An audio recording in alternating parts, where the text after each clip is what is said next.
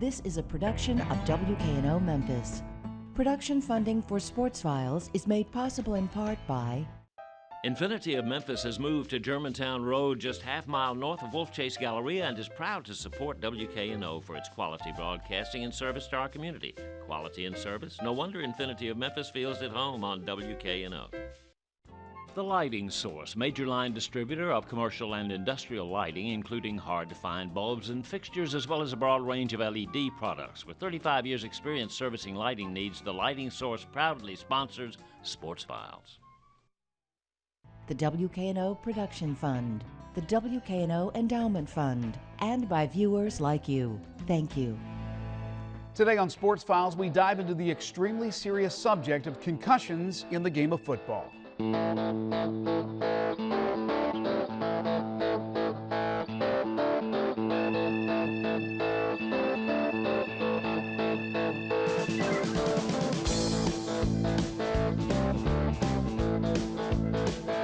According to the Sports Concussion Institute, 75% of all football players will at one time or another sustain a concussion playing the game. Some may be less serious than others, but let's be honest here. When it comes to head trauma, nothing can be taken for granted. Unfortunately, until very recently, it was. For decades, players performed despite head trauma. Some were never diagnosed. Some were encouraged to play despite injury. And some just continued to play on their own, like nothing ever happened. It was the way things were. Then it all changed. Retired players started to get diagnosed with ALS, dementia, Alzheimer's, and some would pass away at relatively young ages. And then there was suicide. Junior Seau being the biggest name in football to take his own life. Physicians started looking seriously into a link between brain trauma and suicide. Once the diagnosis started, the lawsuit began, a major concussion lawsuit against the NFL. And over the summer, a federal judge granted preliminary approval to a landmark deal that would compensate roughly 4,500 former players for their injuries. They said the NFL participated in fraudulent behavior in the way it handled concussions. So where are we today? Well, the league has moved forward with a structured way to deal with head injuries. Equipment is better. Rules at all levels of football have changed to discourage helmet-to-helmet contact. Programs have developed around the country to teach youth football players better tackling techniques. With that said, will the game of football, the most popular sport in the U.S., survive in the long run? Today we tackle the subject of concussions in football from all angles. I'll be joined by Dr. John Hayden from Campbell Clinic, former Memphis Tigers star tailback Marcus Doc Holliday, who would go on to play in the NFL with the St. Louis Rams, and another former Tigers standout and 7-year NFL defensive tackle with the Cardinals, Lions, and Giants, Marcus Bell. It's next on a very special Sports Files.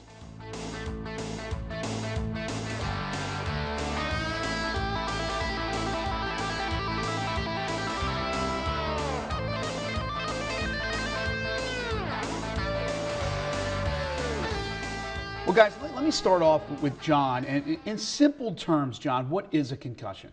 Yeah, certainly you can get pretty complex with the way you describe it, but the way I always describe it is it's kind of like a shake or a bruise to your brain, and it's associated with a lot of these complex neurologic symptoms that you can have, but it doesn't have to be a direct blow to the head, but it can be either a direct or indirect blow to the head that's associated with all these complex or complex findings that you can see in the brain. Symptoms usually include headache, blurry vision, dizziness, sensitive to light, sensitive to sound, difficulty concentrating, a lot of symptoms like that. The new NFL concussion data suggests, and you probably know this, the NFL players, guys, listen to this, have a 30% chance of Alzheimer's or dementia as a result of concussions. That's staggering numbers, John. Yeah, it certainly is, and we know there are a lot of case reports and studies being done right now that are linking that. We don't have a definitive, absolute study that links it, but there is pretty significant evidence in case reports that there is a link between concussion or multiple concussions or even subconcussive events. Think about an offensive lineman, how many times they hit heads in practice or in a game. That's subconcussive, not really concussive, that does lead to those sequelae later on in life. You know, not only you have depression, you have dementia, you have increased incidence of suicide, and then multiple symptoms like that. Doc, have you ever been diagnosed with a concussion? Yeah, I got diagnosed with a concussion. We were playing at the University of Tennessee in 1992, and I actually got kicked in the head by a defensive end, and yeah, it was pretty bad.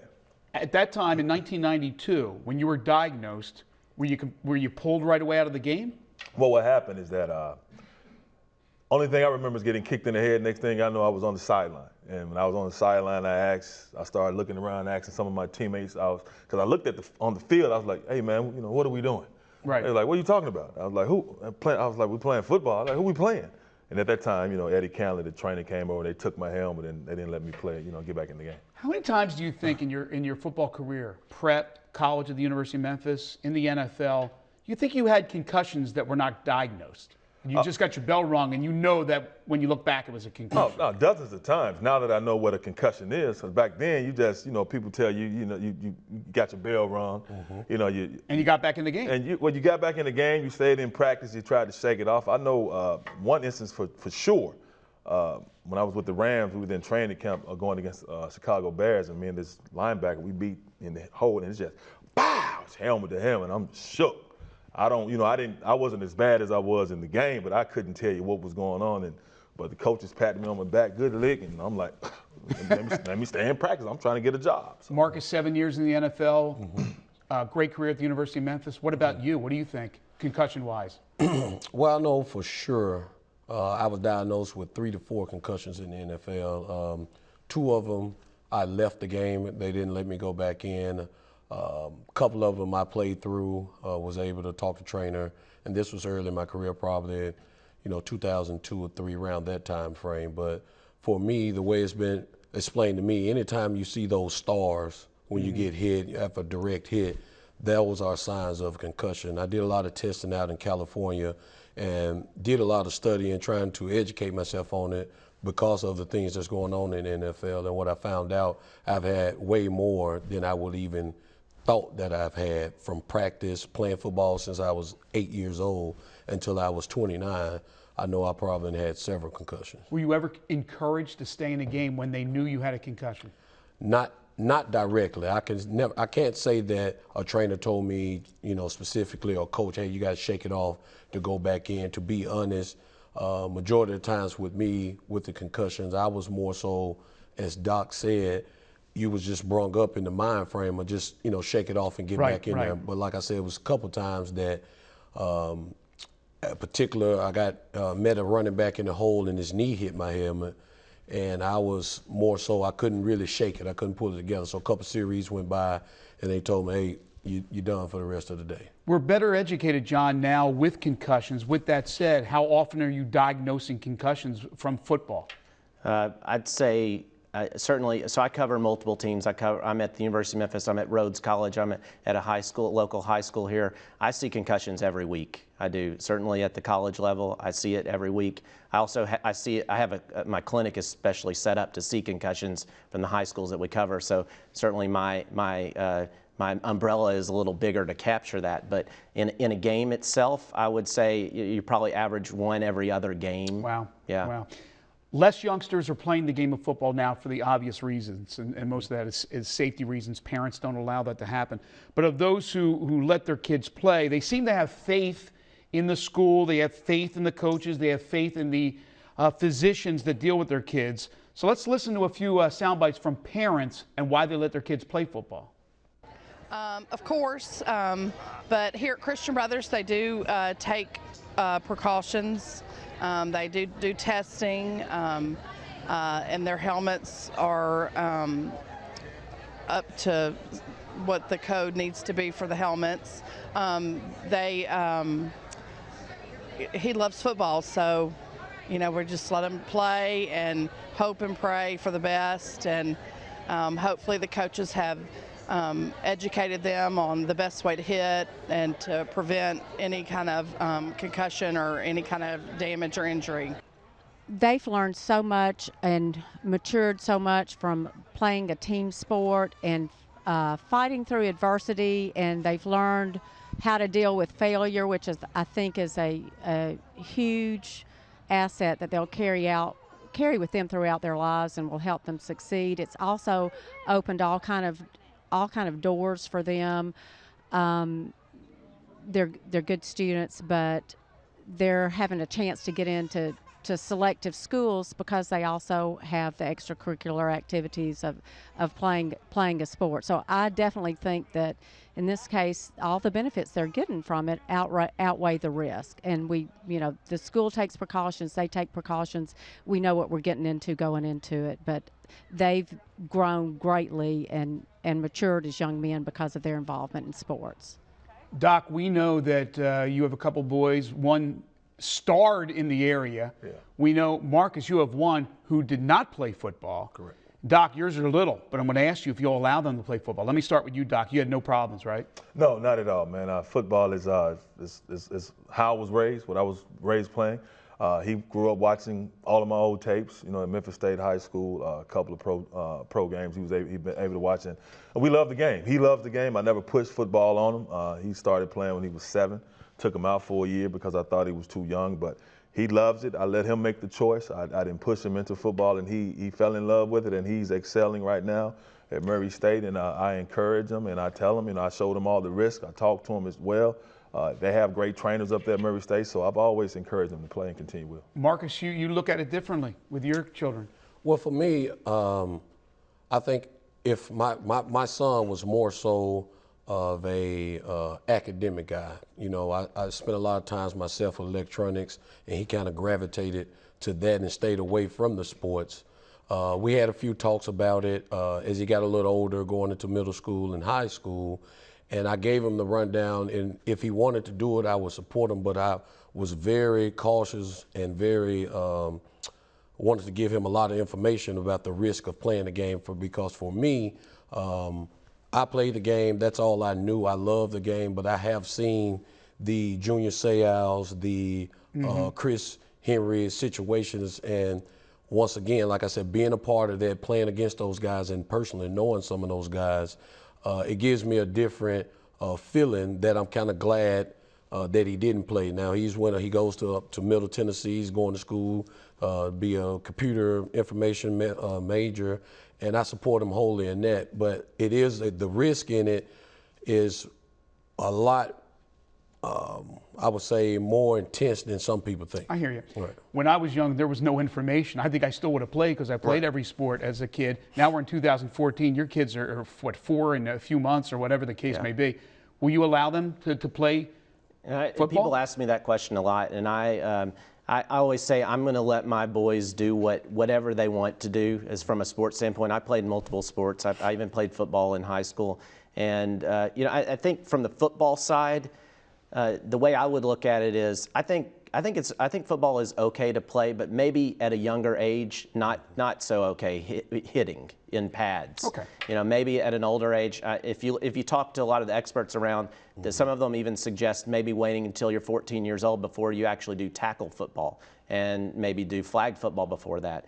But if my son ends up, wants to play football at some point in his life, either of my sons, I would be okay with them playing. You mentioned that you guys you're with a lot of schools, including Rhodes College. We went over to Rhodes recently and watched them play a game, and we talked to parents of these college players and got their reaction as well. And one particular response was very interesting on the safety precautions and concussions, and obviously something that's very important to everybody nowadays with the game of football. When he came to you and said you wanted to play football, what was your reaction? We said no, he couldn't until he was in 8th grade. And why was that? Because we thought that little kids shouldn't be playing because of injuries, and we thought it was too rough. And now? Well, and then in 8th grade we had told him he could try it then, and he tried it, and he fell in love with it. So then we decided it was his decision if he wanted to play or not. Was there any consideration given at that point then to the head injuries issue? Sure, but he has always been a bigger kid and sort of been the kid that was putting out the punishment instead of taking it, and so we didn't really worry about him too much because he was always a big kid, Are you aware of some of the stuff that's being said now about the head injuries? And Yes, every year we hear more and more, and now that he's an adult, we have decided now it's up, it's in his hands if he wants to play or not. Has he mentioned it at all? No, he just loves football. I don't think he cares. You know what I mean? It's like anything else. You ride a bike, you could get hurt. Play football, you could get hurt. And I guess he's willing to take that chance that he would like to play football. Now, I know a school that's dear to all your heart is the University of Memphis. Obviously, we got 2 former players. John, you went to the University of Memphis, got your undergraduate degree. So this isn't just smaller schools and high school and junior leagues and biddy leagues and all that we're looking at. We're looking at higher level football at college level. And of course, we'll get to the NFL in a second. But here's Justin Fuente, the head coach of the Memphis Tigers, talking about this issue. Well, first of all, you've got to teach the game the correct way. You got to teach how to tackle. You've got to teach guys to keep their head up to see where they hit, see what they hit. You've got to teach guys to play with proper technique. We've legislated part of that out of the game. Guys get ejected for certain activities, that sort of stuff, which has made, I think, a positive impact in trying to limit those nasty collisions that nobody, quite frankly, wants to see.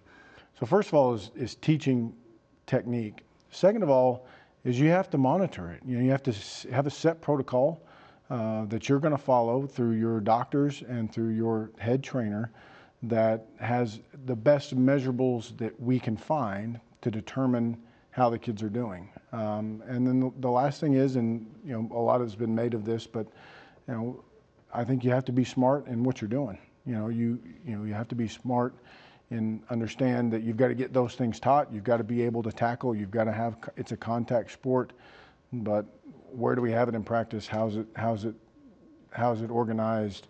How much are we doing? That sort of. Marcus, how much safer is the game today?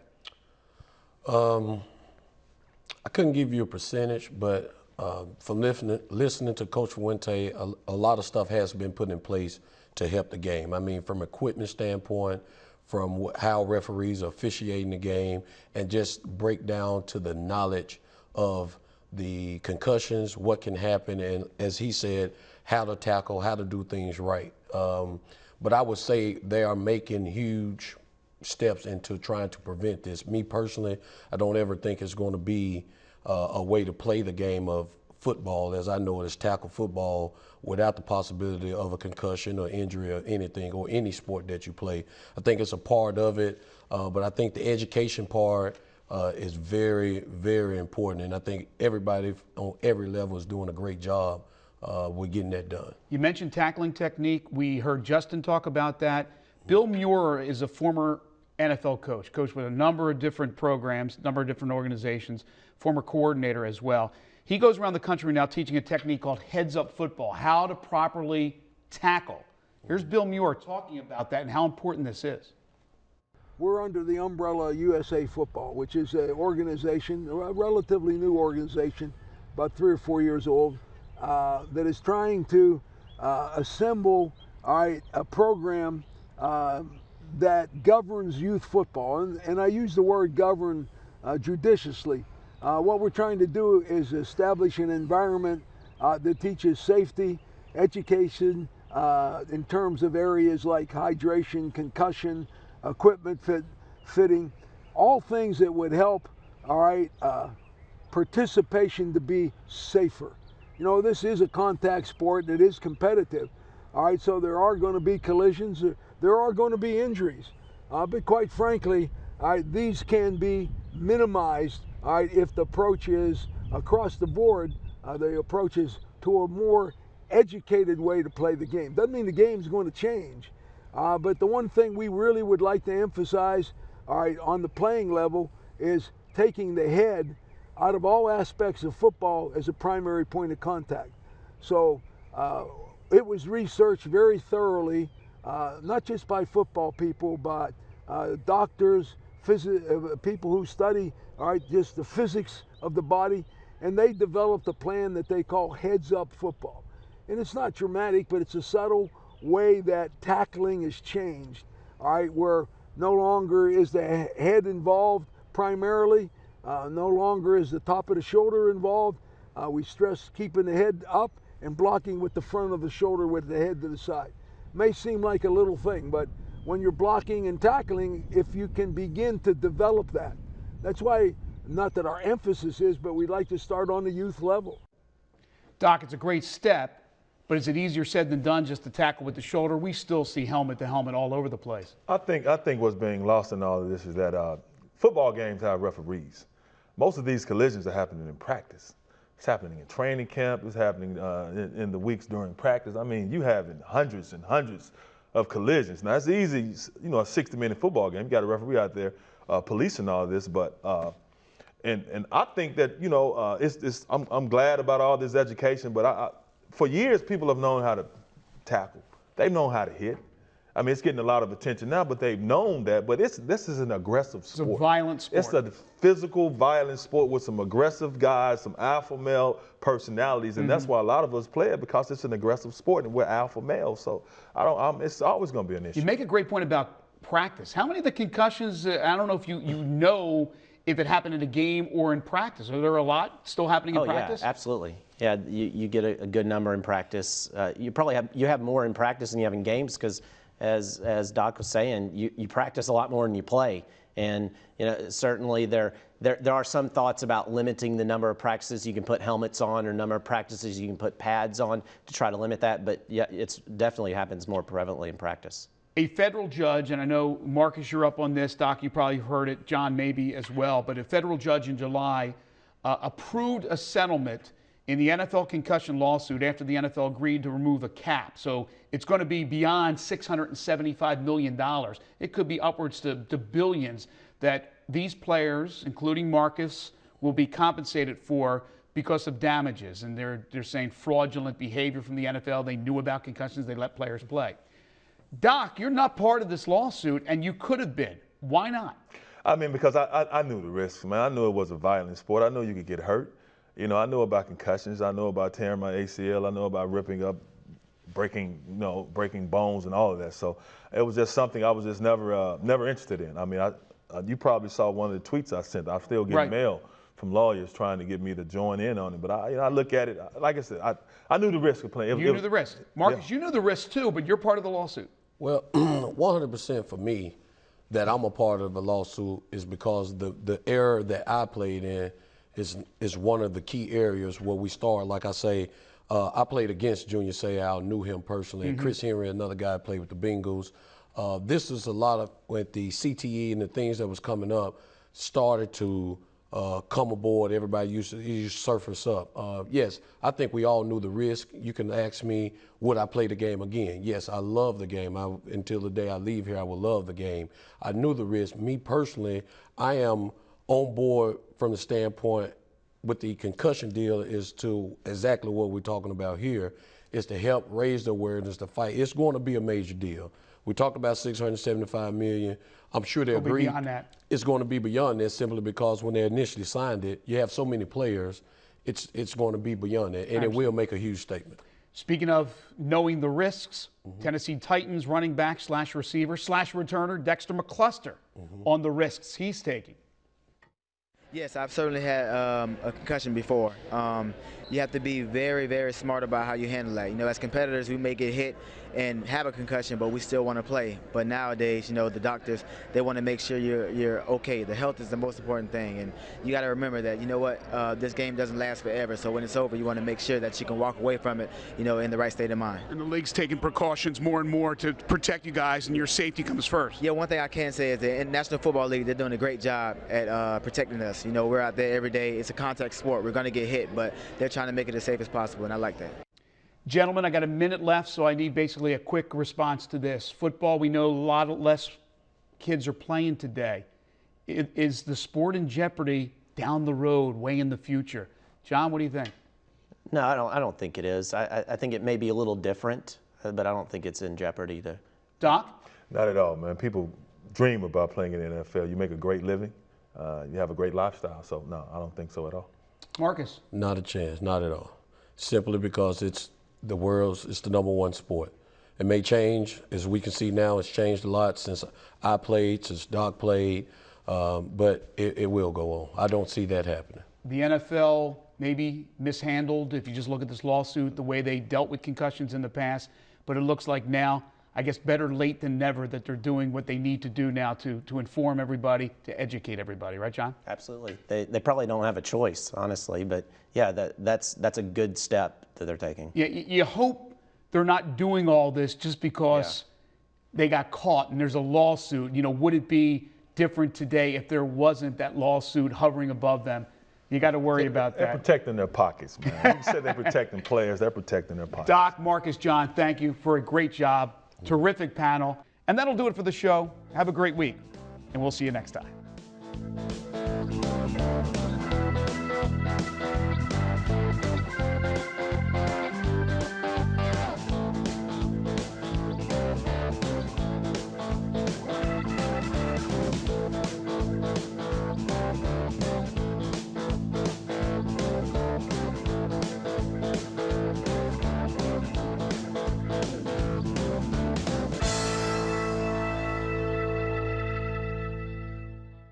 Production funding for Sports Files is made possible in part by Infinity of Memphis has moved to Germantown Road, just half-mile north of Wolf Chase Galleria, and is proud to support WKNO for its quality broadcasting and service to our community. Quality and service? No wonder Infinity of Memphis feels at home on WKNO. The Lighting Source, major line distributor of commercial and industrial lighting, including hard-to-find bulbs and fixtures, as well as a broad range of LED products. With 35 years' experience servicing lighting needs, The Lighting Source proudly sponsors Sports Files.